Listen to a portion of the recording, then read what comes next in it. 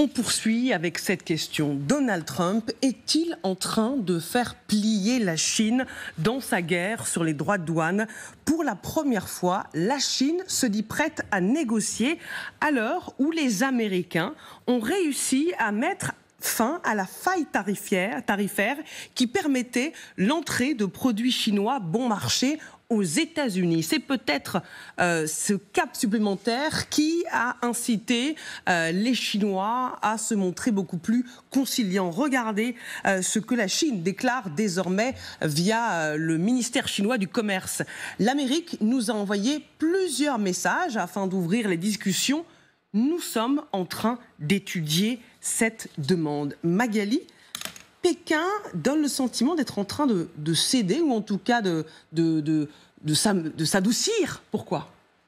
Alors déjà, moi, je serais assez prudent quand même sur le sujet. Ce que dit la Chine aujourd'hui, c'est qu'elle est prête à évaluer en effet la proposition américaine. Vous savez que il y a 90 jours, Donald Trump a donné en gros 90 jours aux pays dont la Chine pour revenir vers les États-Unis pour entamer une négociation, ce qui nous met à peu près au mois de juillet.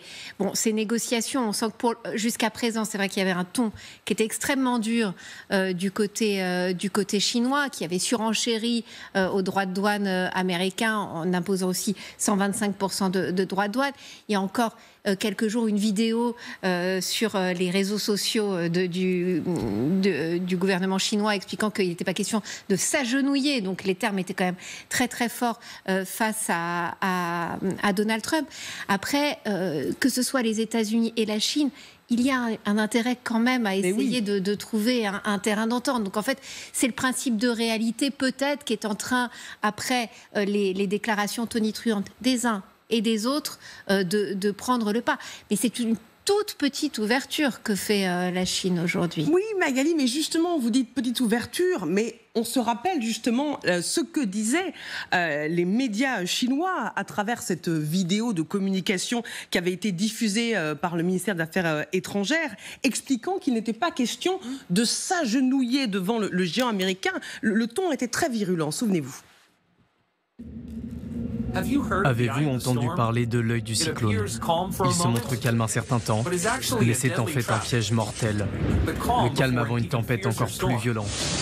Les États-Unis ont engendré une vraie tempête sur les tarifs douaniers et ils ciblent particulièrement la Chine, en laissant un répit de 90 jours aux autres pays, les contraignant à limiter leurs échanges avec la Chine. C'est ça, le piège mortel de l'œil du cyclone. Accepter le jeu proposé par un tyran, c'est comme boire du poison pour étancher sa soif. Ça ne fait qu'aggraver la crise. Les États-Unis ont accusé le Japon de leur voler le marché des semi-conducteurs et accusent de grandes entreprises comme Toshiba. Ensuite, les États-Unis ont forcé les Japonais à signer l'accord Plaza, poussant l'économie dans des décennies de croissance rabaissée. Les États-Unis ont également utilisé la loi comme son arme, démantelant le géant de l'industrie française, Alstom, dépouillant ainsi le pays de son champion national. L'histoire a prouvé que les compromis ne fonctionnent pas. S'agenouiller devant les États-Unis les invite un peu plus au harcèlement. La Chine ne pliera pas, parce que nous savons nous défendre nous-mêmes afin de protéger notre économie. Il n'y a plus de compromis possible. La Chine ne reculera pas. La voix des plus faibles sera entendue, le harcèlement va cesser et justice sera faite partout sur Terre. Tous ceux qui nous menacent ne sont que des tigres de papier. Les États-Unis ne sont pas les représentants du monde entier. Leur économie ne représente qu'un cinquième du monde. Le reste du monde doit être solidaire face aux Américains. Les États-Unis ne sont qu'un petit navire au milieu de l'océan. Les impérialistes sont toujours très arrogants. Lorsqu'ils se montrent un peu raisonnables, c'est parce qu'ils y sont forcés. Ne soyez pas naïfs. Les États-Unis continueront de jouer au ballon, tandis que la Chine se redressera.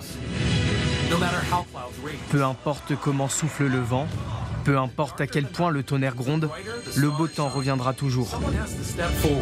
Quelqu'un doit tenir une torche allumée pour nous guider dans ce long tunnel sombre. Quand toutes les nations seront debout, le monde brisera ses murs d'hégémonie. Pour la Chine, pour le monde, levons-nous et battons-nous.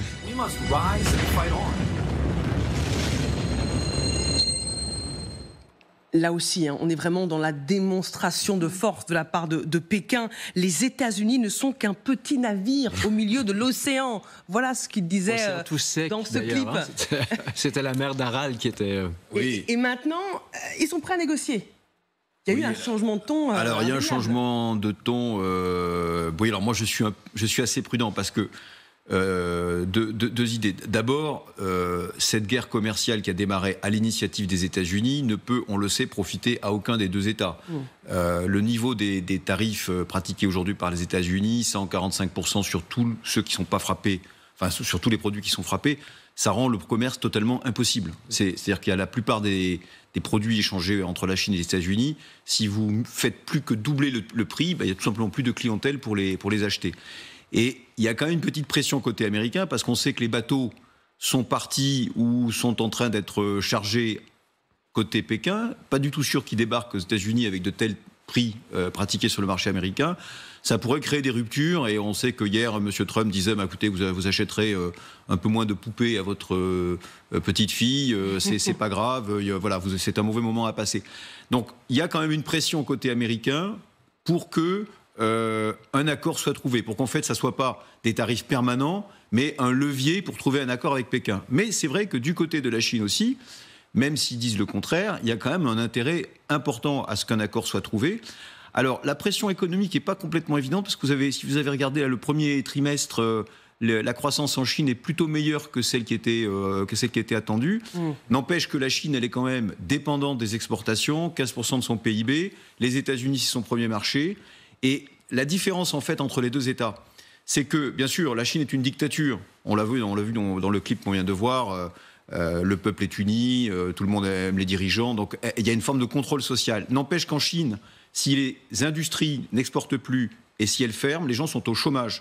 Il n'y a pas de système social en Chine. S'ils sont au chômage, ils ont faim. Et donc, il y a un problème de troubles très grave. Aux États-Unis, honnêtement, ça sera différent. Aux États-Unis, le pire qui puisse arriver pour M. Trump, c'est qu'ils perdent les élections de mi-mandat. Donc vous voyez, la pression, en réalité, n'est pas exactement similaire dans les deux États. Dans ce débat, Marie-Françoise Renard nous a rejoint. Bonjour, vous êtes économiste, spécialiste de l'économie de la Chine, professeur agrégé à l'Université d'Auvergne, école d'économie, et responsable de l'Institut de recherche sur l'économie de la Chine au CERDI. Marie-Françoise Renard, est-ce que la Chine n'a pas un petit peu trop bluffé avec Donald Trump en laissant penser qu'elle avait uniquement l'avantage face au président américain alors qu'elle l'exporte massivement par les États-Unis et qu'elle a aussi besoin des consommateurs américains? Alors évidemment, la Chine aussi est dépendante des États-Unis, mais je crois que le discours chinois, il n'a pas changé. Depuis le début, le gouvernement a dit qu'il était prêt à négocier, mais on a vu les termes employés, qu'il n'allait pas s'abaisser, etc. Et je crois qu'il faut bien comprendre que ça n'est pas une soumission du gouvernement chinois à Donald Trump. Simplement, il négocie à condition que ce ne soit pas des mesures qui soient imposées par les États-Unis et puis rien en face. On a vu qu'il répondait, comme on dit, œil pour œil, dent pour dent. Maintenant, il y a eu une pause de la part de Donald Trump. Donald Trump a fait cette pause de 90 jours. Encore une fois, les deux économies sont interdépendantes, mais il y a beaucoup plus d'urgence du côté américain que du côté chinois. Et je crois que le discours chinois, il n'a pas vraiment changé. Xi Jinping n'a pas rencontré Donald Trump, échangé directement avec Donald Trump. Il a laissé les niveaux de la hiérarchie inférieure négocier avec la diplomatie américaine, ce qui est le cas probablement en ce moment, mais il n'y a pas de changement véritablement d'attitude vis-à-vis de Pékin. Évidemment que Pékin a intérêt à négocier, doit négocier, mais Xi Jinping n'a rien promis, il a simplement dit depuis le début qu'il fallait négocier parce que ça lui permet de se présenter comme quelqu'un qui défend un ordre international avec des règles. Voilà. Marie-Françoise Renard, est-ce que de la même façon que les grands patrons américains ont fait pression sur Donald Trump pour que cette guerre économique se termine ou en tout cas s'adoucisse le plus vite possible, il n'y a pas aussi, alors pas de la même manière, une pression des entrepreneurs chinois qui pâtissent de cette guerre commerciale? Je voudrais vous faire écouter justement ce que dit ce constructeur chinois et je vous fais réagir juste après. La coopération mondiale est essentielle parce que pour une automobile, il y a environ 10 000 pièces qui doivent être achetées. Avec l'électrification, Ce nombre a diminué à quelques milliers, ce qui est encore important. Il est impossible de savoir d'où vient chaque composant. L'approvisionnement mondial est donc un sujet inévitable.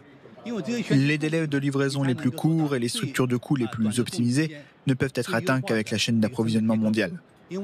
Par conséquent, nous espérons que la chaîne d'approvisionnement mondiale peut continuer à se développer. Intéressant ce que dit ce vice-président d'un constructeur automobile chinois. C'est le signe que l'économie chinoise, ou en tout cas un pan de l'économie chinoise, pourrait pâtir plus rapidement que prévu de cette guerre. Alors, bien sûr, on sait que l'économie chinoise a besoin des exportations et qu'elle souffrira de cette guerre commerciale qui pénalise les deux pays. Et le ministère du Commerce international, du commerce extérieur chinois, a réuni un groupe de travail il y a quelques jours avec des entreprises étrangères, des entreprises chinoises, des chambres de commerce étrangères, pour voir comment réagir à ces mesures prises par Trump pour limiter la casse, si on peut dire, auprès de ces entreprises. Alors, il y a un certain nombre de mesures qui ont été annoncées pour les producteurs, pour les consommateurs, mais bien évidemment, ça a un coût pour l'économie chinoise et le gouvernement essaie de pallier les conséquences les plus immédiates et les plus graves, mais évidemment que c'est un souci pour le gouvernement de limiter les dégâts. Ça ne veut pas dire que le gouvernement est prêt à toutes les concessions pour pouvoir négocier et conclure rapidement un accord. Un accord mettra du temps à être conclu. Les deux pays ont des armes. La Chine a les armes redoutables des terres rares, mais elle a besoin des puces américaines. Donc il y aura probablement un accord, mais cela prendra du temps parce que, encore une fois, la Chine n'est pas prête à céder avec un coût trop élevé pour son économie. Marie-Françoise Renard, vous restez avec nous. Ronald Dato. Oui, moi ce qui m'a fasciné, c'est la vidéo, qui était un peu longue, mais très, très intéressante, c'est que ça visait tout le monde. La France était là avec Alstom. On a vu des scènes traditionnelles des combattants chinois en Corée. Je pense que la Chine essaie de capitaliser sur la mauvaise image des États-Unis en ce moment. Je m'éloigne un petit peu de l'économie, mais je pense que les Chinois essaient de capitaliser sur cette folie de Trump d'avoir essayé de se mettre à dos plein d'alliés et tout. Ah, mais c'est bien possible. Et il y avait des Africains, il y a des gens, des Asiatiques, tout ça. J'ai l'impression de me retrouver à l'époque de la guerre froide, des périodes que j'ai bien connues. Et je pense que ça peut jouer des tours aux États-Unis. Là, encore une fois, je ne suis pas économiste. Mais ça en fait partie, oui. Ça en fait partie, parce qu'on voit bien le narratif chinois qui parle de puissance impérialiste. Avec un Américain qui parle l'anglais parfait avec l'accent américain. Mais moi, ce qui m'a fasciné, c'est Alstom, en passant, mais tout le monde a droit à son petit moment dans la vidéo. Et je pense qu'ils ont très très bien fait de faire cette vidéo. Guillaume Lagarde, je suis tout à fait d'accord avec Ronald sur le fait que là, la vidéo mélange à la fois un aspect très contemporain, très moderne de la Chine qui se présente comme le défenseur du multilatéralisme, et vous avez raison, elle se fait le parangon du droit international, vous savez, Alstom, c'était la dénonciation des lois extraterritoriales des États-Unis qui s'appliquent à des entreprises non américaines. Mais en même temps, il y a aussi des références au passé communiste, d'ailleurs au présent communiste, mais à la tradition communiste, avec l'idée que les États-Unis, grande puissance impérialiste, ne sont, vous savez ce que disait Mao, un tigre de papier. C'est-à-dire qu'il ne faut pas les craindre, il faut au contraire les affronter. Maintenant, moi je trouve que justement, cette vidéo montre ce qui est, à mon avis, une évolution peut-être un peu maladroite du pouvoir chinois. C'est pour ça que moi je ne les sens pas si forts que ça sur leurs appuis. Je trouve qu'ils ont réagi avec une extrême radicalité aux droits de douane américains. Ils auraient pu faire comme les Européens. Les Européens ont dit attendez, on attend, ça va peut-être se calmer, on va discuter.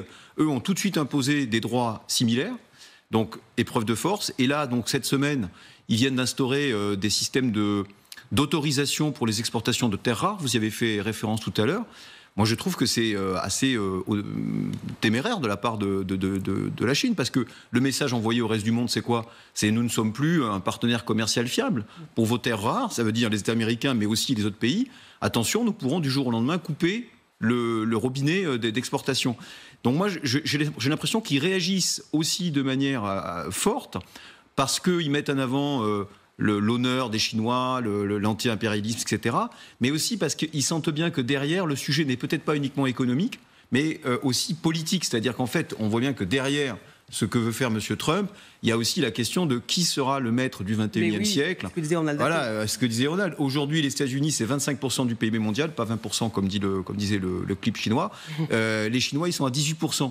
Qu'est-ce qui va se passer demain, pour nous aussi d'ailleurs, si les Américains sont dépassés par les Chinois? Ronald Lato, je voyais réagir encore. Ce qui risque d'arriver, à mon avis. L'économie américaine n'est pas... Moi, j'en suis moins sûr, parce que vous voyez, la croissance chinoise, elle a tendance quand même bien ralentir. C'est vrai. Donc, c'est vrai. Magali?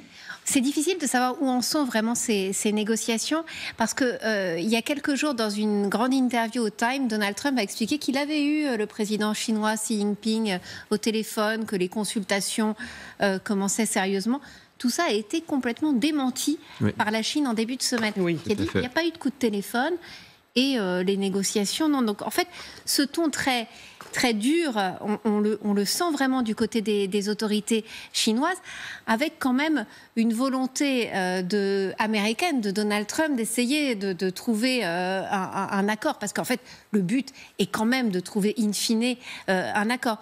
Donc là, c'est vrai qu'il y a un premier signe aujourd'hui où juste les Chinois se disent prêts à évaluer ces propositions, mais finalement, on a presque l'impression que c'est plus un Donald Trump qui est demandeur de l'accord plutôt que l'inverse.